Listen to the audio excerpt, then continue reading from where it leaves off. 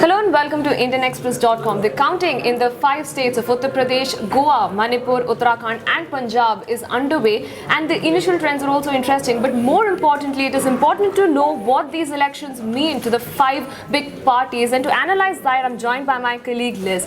Liz, first of all, if we talk about BJP, which is of course making a huge mark in these elections, BJP in Uttar Pradesh has already crossed the halfway mark, and we're also looking at BJP making a lot of dent to Congress and other parties in Uttarakhand. What does these elections now mean to the BJP? See, it means for BJP, it is Modi and Shah. The combination has have worked very well so far, and the magic which they had in 2014 election, where they won 71 of 80 seats in UP, is still there. And the way that aspiration politics, which BJP has tapped into in UP, or BJP somehow has been able to keep that aspiration politics above everything. Of course, they have tried some communal polarization card here also, but it doesn't seem to have worked so well. But this aspiration politics, which BJP had kind of taken advantage of in 2014, it has managed to retain that. And for it, this means as long as the Modi's credibility is there, the BJP's edge will be there in Uttar Pradesh politics, and even the Hindi belt. Of course Bihar was an exception for BJP. They have been winning all the other elections, mostly all other elections. That one thing is that. But for BJP, for them now, the legislative agenda, to push their legislative agenda, the biggest hurdle has been their number in the Rajya Sabha. And if they are able to maintain this kind of tempo for the 2019 election also, which means gradually they will get majority in the Rajya Sabha also, at least their number will be more comfortable. So that's one thing. And immediately their presidential election, the numbers, they are almost crossing 300. The value of a MLA's vote in Uttar Pradesh Assembly is much higher, because it is calculated on the basis of the population. UP being the most populous state, it has more value. So for BJP, it is absolutely a bright prospect in the near future, and also in 2019. So clearly the Modi wave has been a big trump card for BJP, at least in all these states. But talking about Congress, which in Punjab has it's been a face saver, at least in Punjab, where it has already reached 60 plus seats. That's the initial leads that we're seeing. But what does this now mean for the party? Because the party is nowhere in question in, say, Manipur, which it has been in for the past 15 years. So do you think the relevance of Congress is kind of going down because it has just been in the lead in Punjab? No. The party is leading in Punjab, it is leading in Goa, and also it is leading in Manipur. That shows that wherever BJP, one aspect of this, how the demonetization has been. BJP could not sell it effectively in Punjab and Goa. Goa is always a very different state. It is slightly cut off from the psyche of the Goa people is very different. So even Narendra Modi was not so popular in Goa. So but for the Congress, that in Goa they could kind of take some advantage of the anti-incumbency factor against the BJP in Goa. BJP has been in rule. In Manipur, the Ibobi Singh magic, somehow that man could retain his vote bank.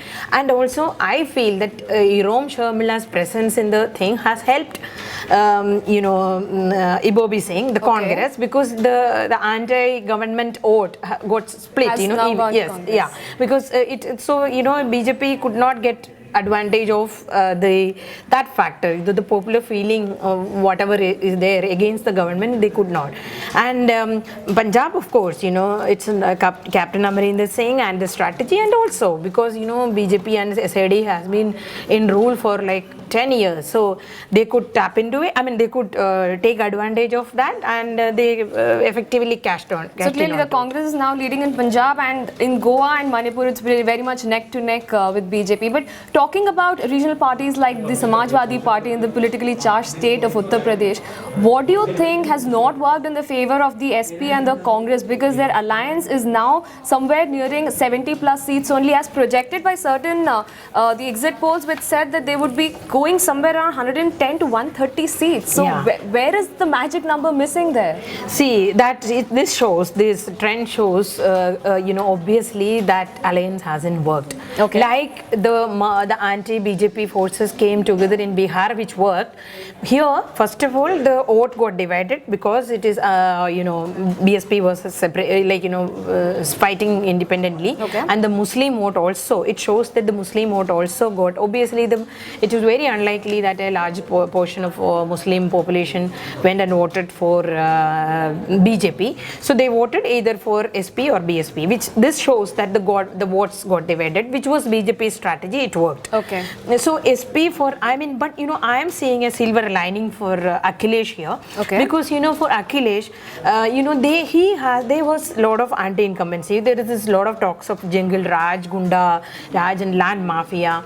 Akhilesh, through whatever which some people called the political drama which happened in the last few, family feud. He somehow, and also with the last minute alliance, an announcement of last minute alliance with the Congress.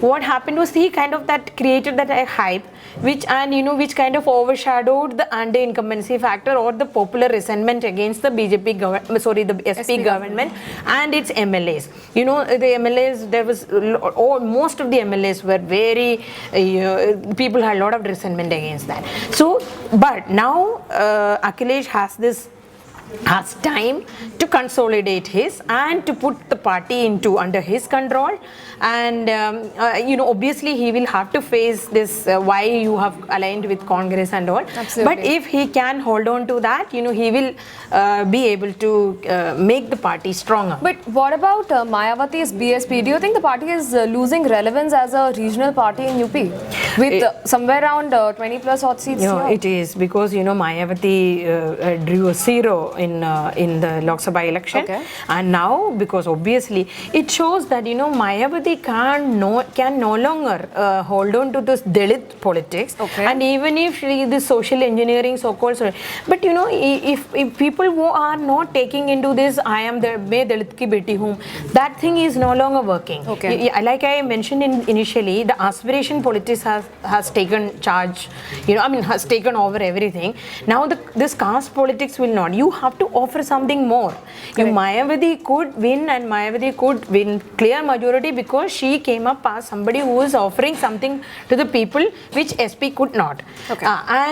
This is now unless she changes it, it is end of BSP politics. But now, if we talk about the SAD, another regional party, which was very much stronghold in Punjab, we see how BJP and SAD alliance is almost decimated. Now they're almost in the third number. Have they also lost relevance in Punjab now that they're fighting anti-incumbency? Are people fed up of the government there? See, you should see, all the exit polls, most of the exit poll, and even in the conversation, people give less than 10 to SAD. But they are still maintaining their vote bank. Like Mayawati retained her vote bank, support base, they are maintaining. In Punjab, it is different. That is why they could translate into seats. SAD is one, they are retaining their support base. SAD can't go beyond, below, 15 something. It shows they are 23. And also that there are such Deva support, they also could transfer the entire support base or like the votes to SAD. That is why SAD could win. And obviously it is not a bad performance after 10 years. Okay. But now that we talk about the last party, which is the Aam Aadmi Party, first of all, it's their political debut in both Punjab and Goa. Foremost question, do you think their entry has created any kind of damage to any of the other national parties? Have they been able to consolidate their stand? At least in Punjab, we can see that they are probably number 2 right now. So they've been able to make their presence pretty much felt in Punjab. They've almost been above BJP and SAD in Punjab, but it seems they've made very less dent in Goa. They're probably not even opened their account in Goa as of now. What does that tell you about the Aam Aadmi Party entering other states?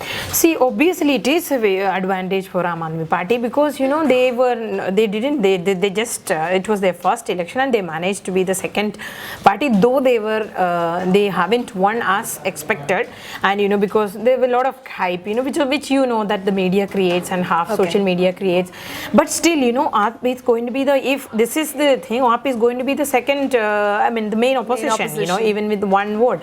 So that is obviously it is clearly a gain for them, and it shows that, you know, in other state also, like in Gujarat or even Rajasthan, where the BJP and the Congress, or you know, they are fighting, they have an opening and they will have they can draw support base and votes. Right. Thank you so much, Liz, for giving us your detailed analysis of what these elections mean to the regional and the national parties, particularly the BJP, which has already created a lot of hype in the victory, and it's probably almost leading in most of the places, which is leading in Uttarakhand. Their number is going to be even more than Lok Sabha seats. Exactly. So that is of course going to be a historic win if once the results are out, and we will of course come to you for more details and everything that's happening on these elections. Keep tuning in to IndianExpress.com.